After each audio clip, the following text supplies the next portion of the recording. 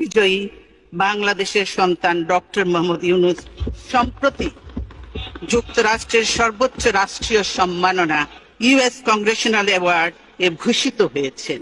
এই জন্য জাতি হিসাবে আমরা গর্বিত।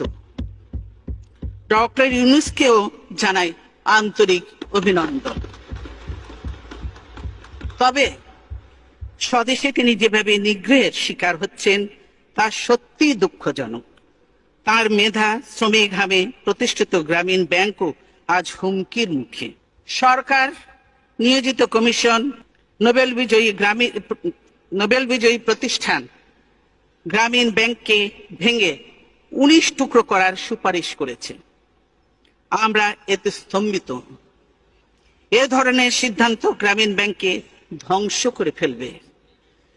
ক্ষুদ্র ঋণের মাধ্যমে নারীর ক্ষমতায়নে এই ব্যাংক গুরুত্বপূর্ণ ভূমিকা পালন করে চলেছে।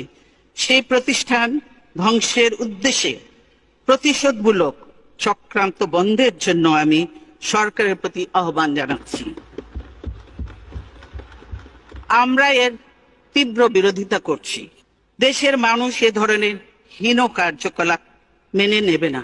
একটা প্রতিষ্ঠান ভেঙে ফেলা, ধ্বংস করা খুবই সহজ, কিন্তু এ ধরনের একটি প্রতিষ্ঠান গড়ে তোলা অনেক কঠিন ও শ্রমসাধ্য কাজ। গ্রামীণ ব্যাংকের ওপর রাষ্ট্রীয় কর্তৃত্ব আরোপের অপচেষ্টা চলছে। আমরা এরও তীব্র বিরোধিতা করি। রাষ্ট্রায়ত্ত ব্যাংকগুলো লুটপাট করে সরকার যে অবস্থা করেছে, তারা কি গ্রামীণ ব্যাংকেও সেই অবস্থায় নিয়ে যেতে চায়?